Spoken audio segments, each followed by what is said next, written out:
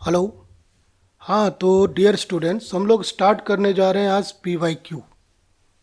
हम लोग P Y Q solve करेंगे यहाँ पर, और आप स्क्रीन पर देख रहे होंगे हमारे पास क्वेश्चंस हैं जो मेंस के या एडवांस के हैं। और इन्हीं एक बार इनको हम क्वेश्चन को देखें क्या पूछा जा रहा है और उसको हम लोग सॉल्व करें। कैसे सॉल्व करना है ज़रा उसको आप लोग ध्यान से देखेंगे। तो हमारे पास जो क्वेश्चन है वो है यहाँ पर, which has the maximum number of atoms. और ऑप्शन में आपके पास है 24 ग्राम C12, 56 ग्राम आयरन, 27 ग्राम Al और 108 ग्राम सिल्वर। सबके मॉलिक्यूलर मास हमें गिवन है यहाँ पर, इसको ध्यान में रखेंगे। इस तरह से हम सॉल्व कैसे करेंगे ज़रा उस पर ध्यान दें आप। तो ज़रा देखें क्या आएगा हमारा यहाँ पर। तो सबसे पहले देखें कि हमारा जो यहाँ पर फॉर्मूला अप्लाई होगा वो होगा N equal to N by Na। हमारा मोल का फॉर्मूला होता है। बिना मोल का फॉर्मूला लगाए हम इसमें नंबर ऑफ एटम्स जो हमें फाइंड करना है वो हम फाइंड नहीं कर पाएंगे। और इसमें नंबर ऑफ एटम्स फाइंड करने के लिए जैसा कि हम देख रहे हैं हमारे पास क्या गिवन है यहाँ पर, एलिमेंट्स गिवन है, यानी डायरेक्ट नंबर ऑफ एटम आ जाएगा। तो डायरेक्ट हमें नंबर ऑफ एटम मिल जाएगा। तो हम लोग क्या करेंगे यहाँ पर हम लोग करेंगे formula N equal to N into Na लगाएंगे। और जैसा कि आप देख रहे हैं सब में हमारा जो एलिमेंट है वो डिफरेंट है, और Na तो हमारा फिक्स है। Na हमारा यहाँ पर क्या है, फिक्स है।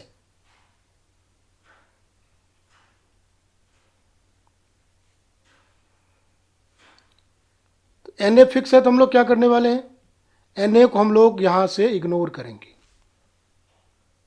ठीक है। और हम देखेंगे कि किसमें मोल का नंबर ज़्यादा है, यानी मोल का नंबर यदि ज़्यादा होगा तो N अपने आप ज़्यादा आ जाएगा।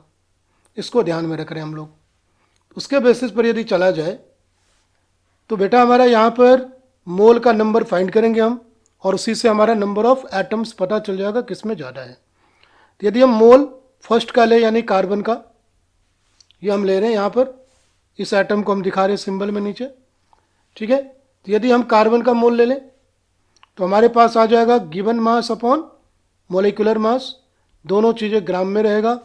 मोलिकुलर मास हमें ब्रैकेट में गिवन है यहाँ पर, जो कि यहाँ पर एटॉमिक मास की इक्वल है। ये हम लोग डिस्कस कर चुके हैं पहले। तो उसके बेसिस पर देखा जाए तो मोल ऑफ कार्बन हमारा क्या आ जाएगा, mole of carbon equal to हो जाएगा 24 ग्राम जो कि गिवन है, अपॉन में 12 ग्राम जो कि मोलिकुलर मास है, यानी ये 2 मोल आ गया। इसी तरह यदि हम बी ऑप्शन को ट्राई करें, ये हमारा ए ऑप्शन के लिए था।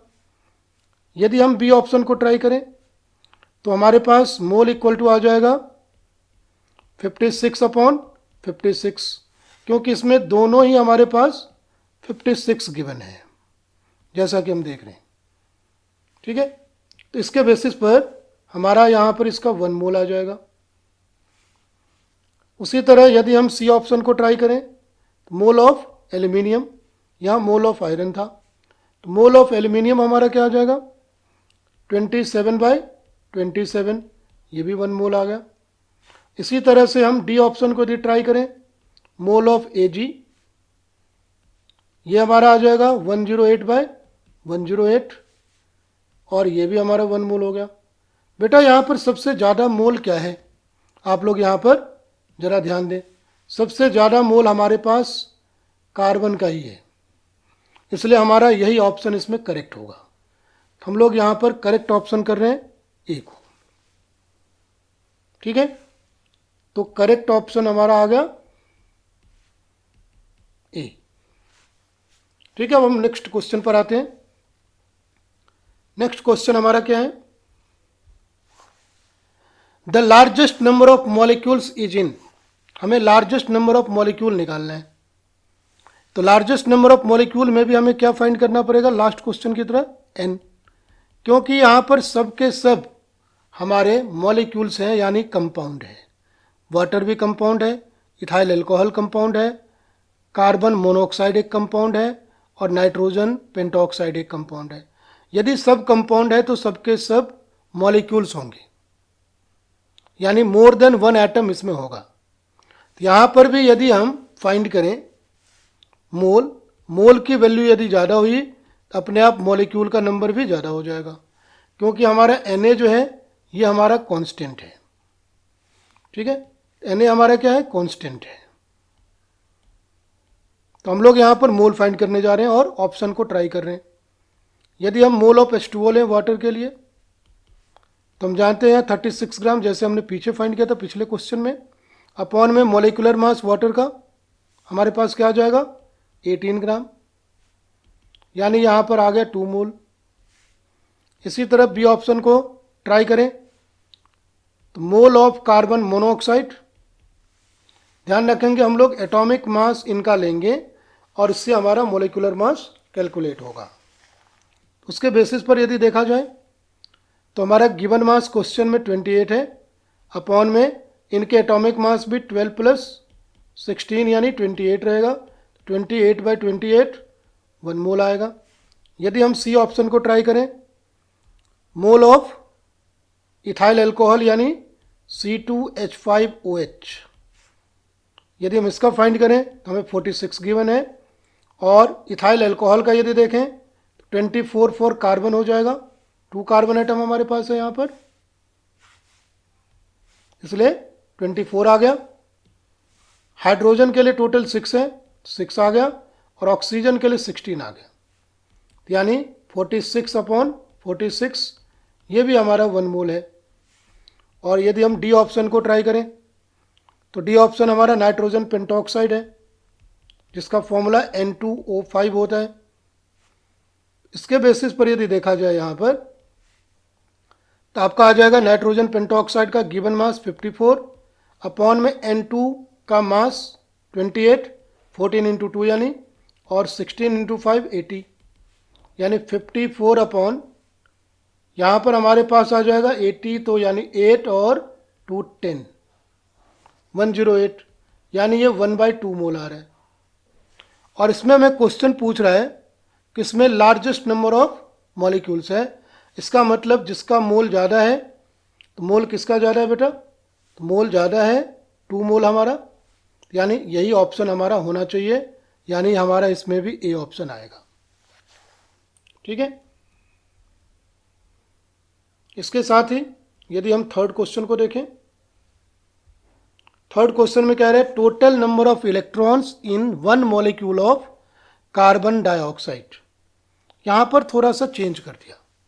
यदि हम इलेक्ट्रॉन का नंबर फाइंड करना चाहते हैं तो सबसे पहले तो हम लोग देख लें कि हमारा कार्बन मोनोऑक्साइड, कार्बन डाइऑक्साइड जिसका फॉर्मूला CO2 होता है, ये हमारा क्या है, मॉलिक्यूल है।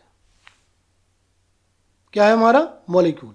तो मॉलिक्यूल है तो सबसे पहले इलेक्ट्रॉन का नंबर, ये भी हमारा माइक्रोस्कोपिक पार्टिकल्स है, इसको फाइंड करने के लिए हमें क्या करना पड़ेगा, सबसे पहले मॉलिक्यूल्स का नंबर फाइंड करना पड़ेगा।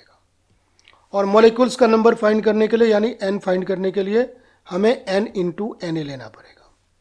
और यहाँ पर n का जो फॉर्मूला है वो क्या प्लेस करना पड़ेगा, गिवन मास जो क्वेश्चन में रहेगा, अपॉन में मॉलिक्यूलर मास m। तो गिवन मास और मॉलिक्यूलर मास, सॉरी यहाँ पर मॉलिक्यूलर मास ये भी ग्राम में आएगा, लेकिन हम यहाँ पर फोकस करेंगे क्या हमें मास यहाँ गिवन है तो नहीं, ये सिर्फ 1 मॉलिक्यूल की बात कर रहा है, यानी हमारे पास मॉलिक्यूल का नंबर ही 1 दे दिया। तो यानी हम यहाँ पर मोल फाइंड नहीं करके, ये हमें फाइंड करने की ज़रूरत नहीं है, ये हमें फाइंड करने की ज़रूरत नहीं पड़ेगी। ठीक है, तो हम क्या करेंगे, सीधे मॉलिक्यूल का जो फॉर्मूला है CO2 वो हम लिखेंगे, ये कार्बन डाइऑक्साइड के मॉलिक्यूल का फॉर्मूला है, यही हमें 1 मॉलिक्यूल को रिप्रेजेंट कर रहा है। तो 1 मॉलिक्यूल में किसके बराबर में होगा इलेक्ट्रॉन का नंबर, तो एटॉमिक नंबर के इक्वल। तो कार्बन का एटॉमिक नंबर 6 है और ऑक्सीजन का एटॉमिक नंबर 8 है और ऑक्सीजन हमारे पास 2 है, तो 8 इंटू 2 हो जाएगा, यानी ये 16 आ जाएगा। और दोनों का सम यहाँ पर क्या आ जाएगा, 22। सीधे 22 इलेक्ट्रॉन्स इसका आंसर आएगा, यानी हमारा ऑप्शन हो जाएगा यहाँ पर करेक्ट, ए ऑप्शन। ठीक है बेटा, तब हम नेक्स्ट क्वेश्चन पर आते हैं। क्वेश्चन पर हमेशा ध्यान रखना है, क्या कहा जा रहा था इसमें कहा जा रहा था कि सीधे सीधे 1 मॉलिक्यूल में बताओ टोटल नंबर ऑफ मॉलिक्यूल्स। यदि किसी ग्राम में दिया रहता तो पहले हम क्या फाइंड करते, मोल्स फाइंड करते और तब हम इसको फाइंड करते। यहाँ पर मॉलिक्यूल का नंबर कुछ और आता और उसको फिर उतने मॉलिक्यूल से मल्टीप्लाई हो जाता, उतने एन से, वो आंसर हो जाता। लेकिन ऐसा हमारे पास नहीं है, हमारे पास सिर्फ ये वाला ऑप्शन था, इसलिए हमने ये आंसर किया है। ठीक है, नेक्स्ट क्वेश्चन में बढ़ते हैं। नेक्स्ट क्वेश्चन हमारा पूछा जा रहा है, gases mixture contains oxygen and nitrogen. इस मिक्सचर के अंदर क्या क्या है, ऑक्सीजन है और नाइट्रोजन है, और इसका वेट परसेंटेज 1:4 है। यानी ये हमारा ऑक्सीजन जो है ये 1 है और नाइट्रोजन जो है ये 4 है। तो जो हमें रेशियो है वही हम ग्राम मान लेंगे, सबसे चालाकी करेंगे, अच्छा है ना। और हमें फिर इसमें मॉलिक्यूल के नंबर का रेशियो बताना है। बेटा यदि हम रेशियो मॉलिक्यूल के नंबर का फाइंड करते हैं n1/n2, तो ये हमारा n1/n2 के इक्वल होगा, क्योंकि हमें साथ में क्या करना पड़ेगा, दोनों में Na रखना पड़ेगा। Na तो हमारा कैंसिल हो जाएगा, यानी n1/n2 हमारा क्या आ जाएगा, n1/n2 यानी नंबर ऑफ मॉलिक्यूल्स का रेशियो नंबर ऑफ मोल के रेशियो के बराबर होगा। तो उसी को हम यहाँ पर अप्लाई करने जा रहे हैं। बेटा यदि उसको अप्लाई किया जाए तो हम लोग क्या फाइंड करेंगे, n1/n2, मैं यहाँ पूरा लिख के दिखा रहा हूँ, n1 into Na upon n2 into Na। तो बेटा ये n फाइंड करने के लिए हमें क्या लेना पड़ेगा, W/m ग्राम में। जो हमें रेशियो गिवन है वही हम उसका वेट मान लेंगे, ग्राम मान लेंगे। तो W ऑफ ऑक्सीजन जो हमारे पास है, ऑक्सीजन ये एटम का, ये हमें बोल रहा है ऑक्सीजन और नाइट्रोजन के मॉलिक्यूल का रेशियो, यानी हम O2 लेंगे फिर और हम N2 लेंगे। ठीक है, सॉरी हम यहाँ पर हमने अपॉन में डाल दिया था, तो हम लोग यहाँ पर क्या करेंगे, O2 लेंगे और N2 लेंगे। तो O2 का मास हमारे पास क्या आ जाएगा, 1 ग्राम ले लेंगे, और N2 का मास हम लोग यहाँ पर ले लेंगे 4 ग्राम। जो रेशियो है उसी में हम ग्राम लगा सकते हैं, क्योंकि रेशियो का अपना कोई यूनिट नहीं होता है। तो अब यदि हम यहाँ पर N1 फाइंड कर रहे हैं बेटा, यानी O2 का फाइंड कर रहे हैं, N1 हमें NO2 को दिखा रहे हैं और N2 से हम ले रहे हैं NN2, मोल ऑफ N2। इसके बेसिस पर NO2 यदि हमारा क्या हो जाएगा फिर, given mass of O2 upon molar mass of O2, यानी 1/32 आ जाएगा। उसी तरह यदि हम यहाँ पर फाइंड करें N ऑफ N2, तो हमारा क्या हो जाएगा, given mass of N2 upon molar mass of N2। Given mass हमारा 4 ग्राम और ये हमारा क्या है 28 ग्राम आ जाएगा। 14 एक नाइट्रोजन का एटॉमिक मास, एक N का एटॉमिक मास 14 है। ठीक है, इनका हमें अब रेशियो लेना है। तो N1 हमने इसको कहा था और N2 हमने इसको लिया था। N1/N2 हमारा क्या आ जाएगा बेटा, यह आ जाएगा हमारा 1/32 अपॉन 4/28। यदि हम इसको मल्टीप्लाई में कन्वर्ट करें तो 1/32 इंटू 28/4 आ जाएगा। 4 7 जा 32, यानी 7:32 आ जाएगा हमारा मॉलिक्यूल का नंबर।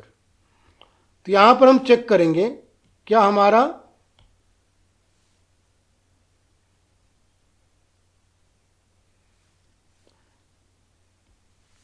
यहाँ पर हम चेक करेंगे क्या हमारा ये ऑप्शन कहीं पर है। तो जरा हम चेक करें ऊपर, यस हमारा ऑप्शन सी है ऐसा, तो हम यहाँ सी ऑप्शन को ही मार्क करेंगे।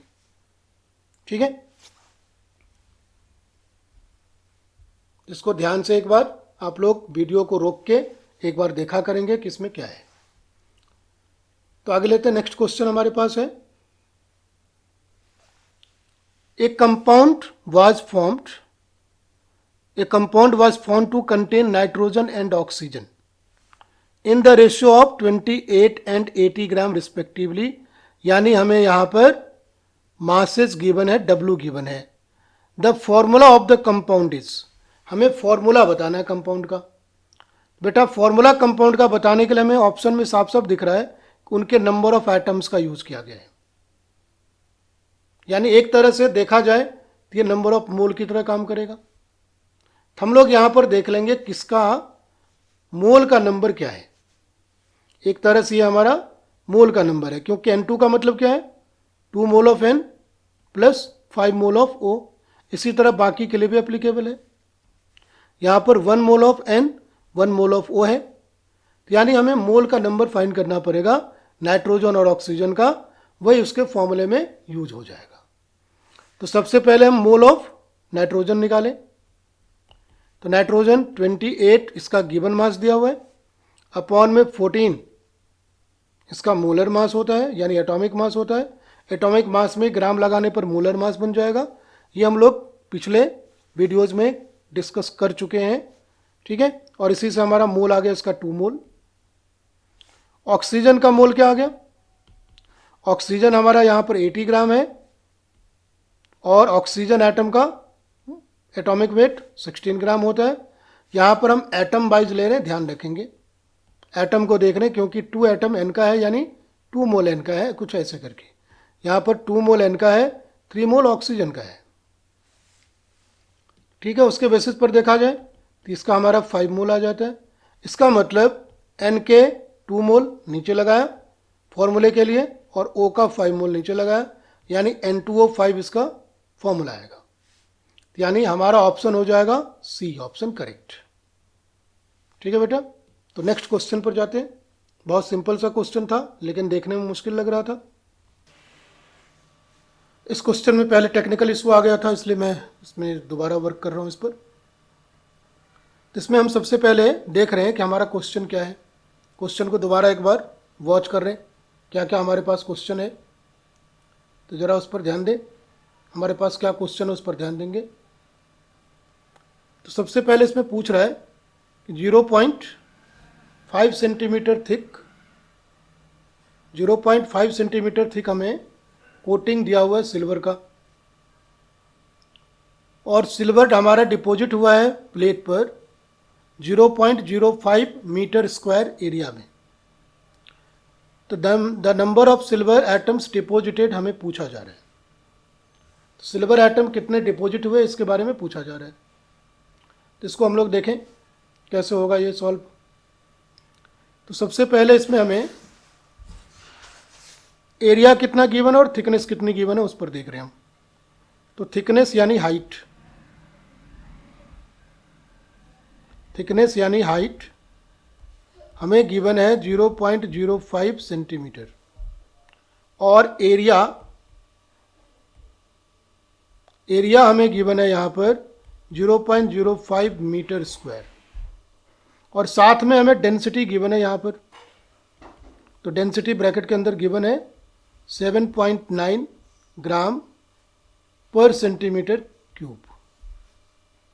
तो सबसे पहले तो हमें डेंसिटी में देखना है कि हमें सेंटीमीटर क्यूब गिवन है, डेंसिटी में हमें सेंटीमीटर क्यूब गिवन है, इस पर ध्यान देना है। तो सेंटीमीटर क्यूब गिवन है, तो हमें क्या करना है, सेंटीमीटर क्यूब यानी सेंटीमीटर में ही मीटर स्क्वायर को कन्वर्ट करना है, मीटर स्क्वायर को सेंटीमीटर में ही कन्वर्ट करना है, उस पर ध्यान देना है।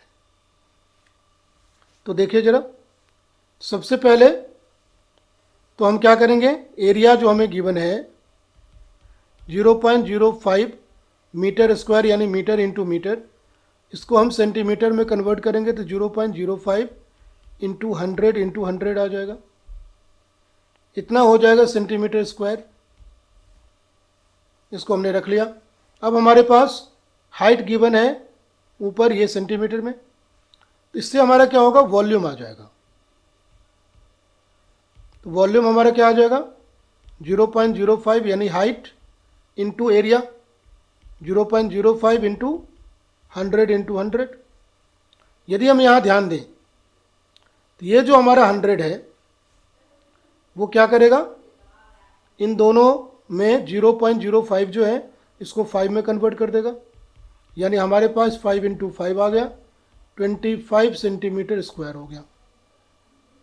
तो 25 सेंटीमीटर स्क्वायर हमारे पास है। अब इसको हम यहाँ पर कर रहे हैं, ये कैसे आएगा,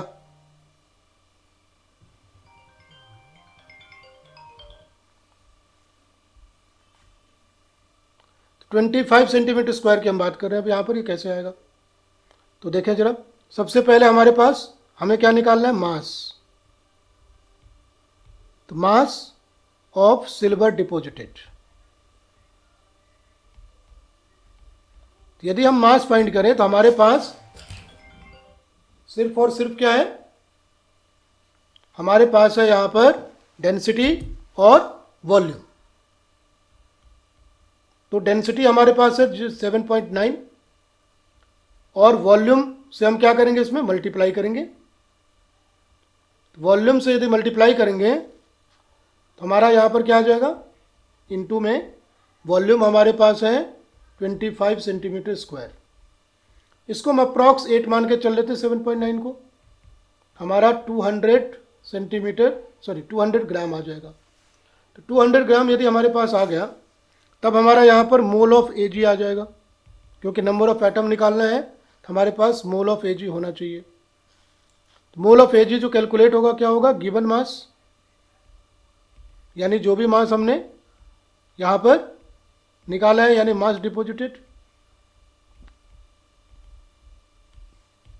अपॉन में आ जाएगा हमारे पास molar mass of Ag। Molar mass of Ag atomic mass के इक्वल होगा। तो यहाँ पर हमें क्वेश्चन में यहाँ पर गिवन है एटॉमिक मास, तो यानी 108 हम नीचे ले लेंगे और 200 ऊपर, 200/108। हमें निकालना है number of atom of Ag। तो सॉरी, यहाँ पर हम कैपिटल एन से इसको दिखाएंगे। तो number of atom of Ag यदि हम फाइंड करें तो n equal to mole of Ag into Na ले लेंगे, यानी 200/108 इंटू 6.02 इंटू 10⁻23 आ जाएगा। यदि हम इसको डिवाइड करें, यहाँ पर ये 3 आ रहा है और 2 से डिवाइड किया तो हमारा हो गया 54। 3 से पूरा पूरा डिवाइड हो जाएगा, 3 1 जा 3, 3 8 जा 24, यानी हमारे पास आ गया 200/18 इंटू 10⁻23। तो हम लोग अब आगे देख रहे हैं इस क्वेश्चन को। तो हमने यहाँ पर फाइंड किया था नंबर ऑफ एटम्स, तो इसको पूरा पूरा सॉल्व करेंगे तो आपका नंबर ऑफ एटम्स यहाँ पर कैलकुलेट हो जाएगा। तो यदि हम आगे इसको सॉल्व करके देखें तो 2 9 जा ऊपर आ जाएगा 100, तो 100/9 हमारा क्या आ जाएगा 11.1 इंटू 10⁻23। इसी को हम 1.11 इंटू 10⁻24 कर सकते हैं। अब हमें ऑप्शन में क्या पूछा जा रहा है, जरा उस पर ध्यान दें। हमें यहाँ 23 के ऑर्डर में लिखना है और हमें चाहिए इसमें क्या, इंटीजर। तो क्लियरली इसको हम 11 मान के चलेंगे, तो यहाँ पर हम 11 डाल देंगे। ठीक है बेटा, तो आगे बढ़ते हैं। अब नेक्स्ट क्वेश्चन पर आते हैं, जरा इसको ध्यान से देखेंगे। यहाँ पर हमें क्वेश्चन कहा जा रहा है कि हमारे पास 5 मोल्स है AB का, जो कि वे कर रहा है कितना 125 इंटू 10⁻³ kg। यहाँ kg दिया है, ध्यान रखेंगे, और kg को हमें ग्राम में कन्वर्ट करना है यदि मोल्स वगैरह पर डील करना है तो। अब आगे 10 मोल्स ऑफ A2B2, इसका हमें वेट दिया है इतना kg। तो अब हमें इसमें क्या कैलकुलेट करना है, A का यानी Ma हमें कैलकुलेट करना है, मोलर मास क्या होगा और मोलर मास ऑफ B क्या होगा, इसको हमें कैलकुलेट करना है। तो बेटा सबसे पहले लिख ले जो जो गिवन है, हमेशा जो जो गिवन है उसको लिखा करें। तो उसके बेसिस पर हमें जो यहाँ पर गिवन है वो है weight of 5 mole of AB2, weight of 5 mole of AB2, ये हमें गिवन है 125 इंटू 10⁻³ kg। हमें चाहिए 1 मोल का वेट, यानी weight of 1 mole of AB2। तो बेटा 1 मोल के लिए हमें क्या करना पड़ेगा, इसमें 5 से डिवाइड करना पड़ेगा क्योंकि 5 मोल का वेट था।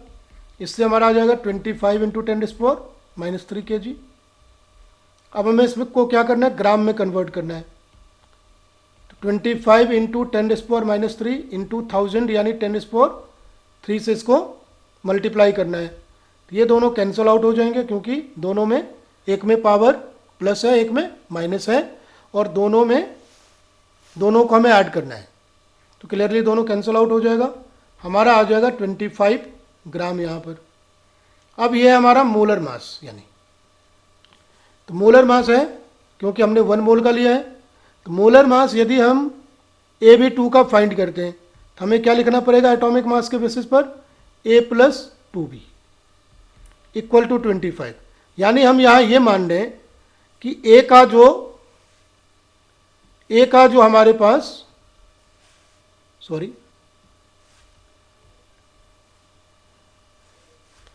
A का जो हमारे पास मास है यानी मोलर मास है, उसको हम A ही मान के चल रहे हैं। यहाँ पर MA को हम A मान के चल रहे हैं और MB को हम B मान के चल रहे हैं। तो उसके बेसिस पर हम यहाँ पर काम कर रहे हैं। तो हमारा इक्वेशन बन गया A + 2B और इसको हम इक्वेशन नंबर 1 मान रहे हैं। ठीक है, दूसरा इक्वेशन हमारा क्या बनेगा, जरा उस पर ध्यान दें। तो दूसरे केस में हमें दिया है 10 मोल ऑफ A2B2 का मास, 10 मोल ऑफ A2B2, इसका मास हमारे पास है 300 इंटू 10⁻³ kg। तो 10 मोल के लिए इतना मास है, तो हम क्या लेंगे यहाँ पर, 1 मोल के लिए क्या आएगा,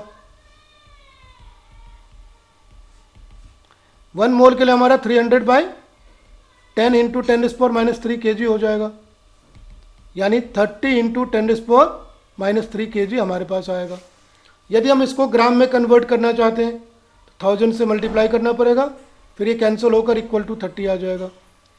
यानी इससे हमारा इक्वेशन क्या बनेगा, इसके बेसिस पर जरा उस पर ध्यान दें।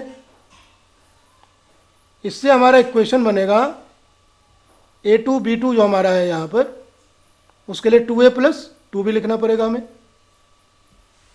तो 2A + 2B हमें लिखना पड़ेगा। तो यहाँ पर लिख दें हम 2A + 2B equal to 30, equation number 2 हो गया हमारा। अब हम यदि दोनों इक्वेशन का ऑपरेशन करें, दोनों इक्वेशन को हम सॉल्व करें तो हमें क्या मिलने वाला है, फर्स्ट माइनस सेकेंड से हमें मिलेगा A इक्वल टू -5, यानी A इक्वल टू 5 मिलेगा। A का मास हमारे पास 5 ग्राम आ गया। तो B का मास हमारे पास क्या आ जाएगा, किसी भी एक इक्वेशन में हम इस वैल्यू को पुट कर देंगे। तो यदि हम इक्वेशन सेकेंड में पुट करते हैं, putting A equal to 5 in equation 2, हमें क्या मिलेगा, 10, 2A की जगह 10 आ जाएगा, प्लस 2B इक्वल टू 30। तो क्लियरली B इक्वल टू हमारा आ जाएगा 20/2 यानी 10। तो क्लियरली हमारे पास A का जो मोलर मास हमने MA रखा है ये हमारा 5 ग्राम आ गया पर मोल, और B का जो मोलर मास इसमें MB माना गया है वो हमारा 10 ग्राम पर मोल आ गया। तो ध्यान रखेंगे हमारे पास क्या क्या आंसर आया। अब इसको ऑप्शन में किस में कन्वर्ट किया हुआ है, केजी में। केजी के बेसिस पर देखा जाए तो ये हमारा, और ये यानी डी ऑप्शन हमारा करेक्ट हो जाएगा। तो इसको ध्यान में रखेंगे।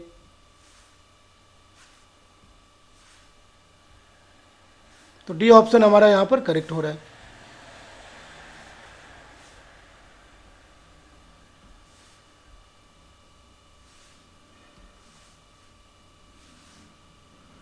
ठीक है बेटा, यानी हमारा डी ऑप्शन करेक्ट हो गया, ये ध्यान रखेंगे। अब नेक्स्ट क्वेश्चन देख रहे हैं हम। The percentage composition of carbon by mole in methane is this. सबसे पहले मीथेन का फॉर्मूला हमारे पास क्या है? CH4। CH4 में हम लिख सकते हैं कि 1 मोल ऑफ कार्बन है एंड 4 मोल ऑफ हाइड्रोजन है। एक्चुअली 1 मोल यदि मॉलिक्यूल है तो 1 मोल मॉलिक्यूल में 1 मोल एटम हमारा, समझने के लिए एटम लगा लेते हैं, 1 मोल एटम हमारा C का है और 4 मोल एटम हमारा H का है। किसी भी एक मॉलिक्यूल में उसका जो फॉर्मूला होता है उसमें जो भी नंबर ऑफ एटम है उस गिवन एटम के उतने ही मोल होंगे। अब इसमें कह रहा है कि बाई मोल हमें कंपोजिशन दिया है, इसलिए हमने क्या किया है, मोल में कन्वर्ट कर लिया। तो यदि हम टोटल मोल ऑफ एटम देखें बेटा, टोटल मोल ऑफ एटम हमारे पास 1 + 4 इन दोनों को मिलाकर 5 आ रहा है, 5 मोल। तो इसमें लिखा हुआ है कि percentage composition of carbon by mole in methane is, क्या होगा ये बताना है। तो सबसे पहले हमें कार्बन की परसेंटेज बतानी है। परसेंटेज ऑफ कार्बन क्या आएगा? परसेंटेज ऑफ कार्बन के लिए हमें कार्बन का मोल ऊपर अपॉन में नीचे टोटल मोल ले लेंगे, इसको हम NT कह रहे हैं, और ये हमारा कार्बन का मोल है यहाँ पर। तो यहाँ पर हमारे पास कार्बन का मोल है, ये ध्यान रखेंगे, इसको हमने ले लिया यहाँ पर, ठीक है। तो कार्बन का मोल हमारा 1, टोटल मोल 5 इंटू 100 करें यदि, तो क्लियरली हमारे पास क्या आएगा, 20%। तो बाय मोल ये 20% है, यानी हमारा डी ऑप्शन यहां पर करेक्ट होगा। ठीक है बेटा। अब नेक्स्ट क्वेश्चन हमारा, an unknown chlorohydrocarbon has 3.55% of chlorine. कोई भी हमारा क्लोरोहाइड्रोकार्बन यानी हाइड्रोकार्बन में क्लोरीन है, यानी मान लेते हैं CXHY और ClZ इसका फॉर्मूला है। हाइड्रोकार्बन में हमारा क्लोरीन है और इसकी परसेंटेज इसमें 3.55% हमें गिवन है। कह रहे each molecule of the hydrocarbon has 1 chlorine atom, यानी क्लोरीन एटम को इन्होंने 1 कर दिया है, यानी यहां पर बेटा Z की वैल्यू 1 आ गया, यानी हमारा फॉर्मूला CXHYCl हो जाएगा। 1 क्लोरीन एटम ईच मॉलिक्यूल में है। Chlorine atom present in 1 gram of chlorohydrocarbon are. Chlorine atom कितने प्रेजेंट है 1 ग्राम में, वो हमें फाइंड करना है। तो हमें यहां परसेंटेज ऑफ क्लोरीन यदि हम फाइंड करें, परसेंटेज ऑफ क्लोरीन, इसका फॉर्मूला क्या होगा, मास ऑफ क्लोरीन अपॉन में टोटल मास ऑफ हाइड्रोकार्बन।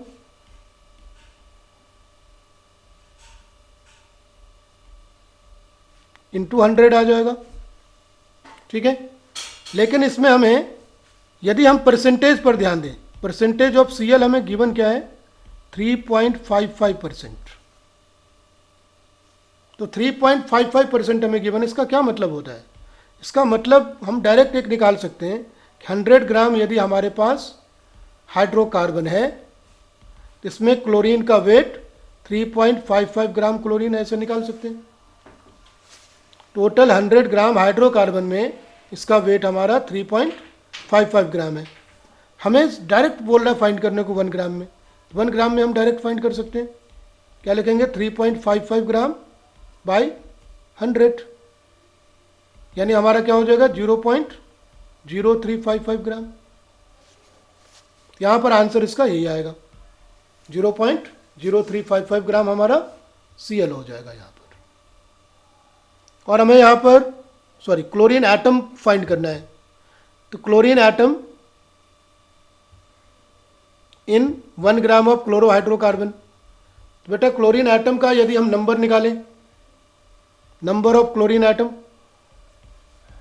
तो मोल ऑफ क्लोरीन इनटू हमें करना पड़ेगा एवोगाड्रो नंबर। यदि हम मोल ऑफ क्लोरीन फाइंड करना चाहते हैं तो क्लोरीन का गिवन मास हमारे पास क्या है, उस पर ध्यान देंगे।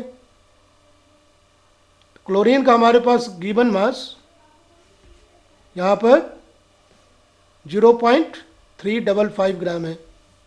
बेटा हम उसको यहाँ पर ले लेंगे, इसका गिवन मास 0.0355 ग्राम अपॉन में 35.5 ग्राम क्लोरीन का मोलर मास होता है, इंटू हमारे पास Na 6.022 इंटू 10⁻23 आता है।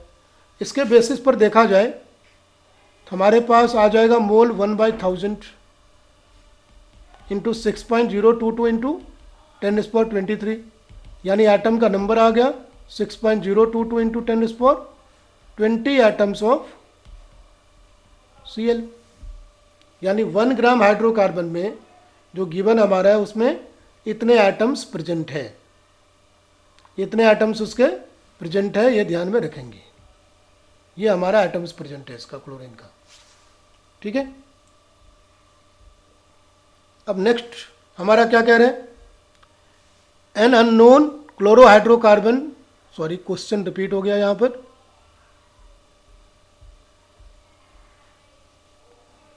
इसमें मैं लिख देता हूँ रिपीटेड है,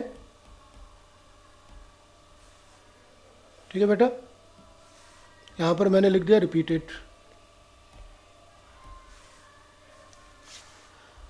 तो नेक्स्ट हमारा क्या कह रहा है, the amount of oxygen in 3.6 mole of water. Amount of oxygen यानी मास हमें फाइंड करना पड़ेगा, कितने मोल में, 3.6 मोल ऑफ वाटर में। सबसे पहले तो हम वाटर का फॉर्मूला देखें। 1 मोल वाटर में हमें दिखाई दे रहा है कि 1 मोल H2O contains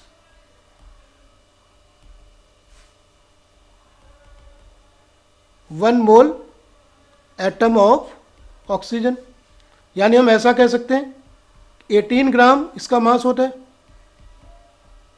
और ऑक्सीजन का मास क्या है 16 ग्राम, यानी 18 gram water contains 16 gram of oxygen.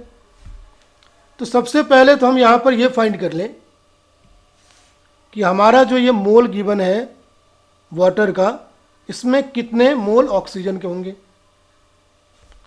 If हमारे पास 3.6 मोल वाटर में 3.6 मोल ही ऑक्सीजन का भी होगा, क्योंकि इसके 1 मोल के लिए ऑक्सीजन का 1 मोल एटम है, यहाँ पर दिखाई दे रहा है हमें।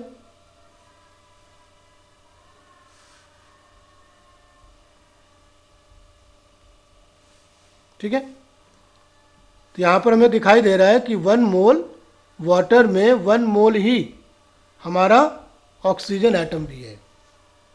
इसलिए यदि हम यहाँ पर मास फाइंड करना चाहें तो उसके लिए हमें क्या बताना पड़ेगा, 3.6 मोल में 3.6 मोल वाटर में 3.6 मोल ही ऑक्सीजन होगा, यानी हमारे पास मोल ऑफ ऑक्सीजन आ चुका है 3.6 मोल।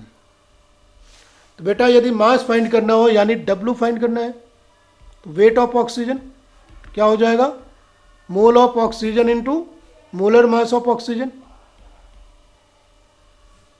तो मोल ऑफ ऑक्सीजन हमारे पास 3.6 है और मोलर मास 16 होता है, उसके बेसिस पर इसका मास कितना आ जाएगा, 16 6 जो 96, 9 हो गया, 16 3 जो 48, 48 और 9 57, 57.6 ग्राम आ जाएगा।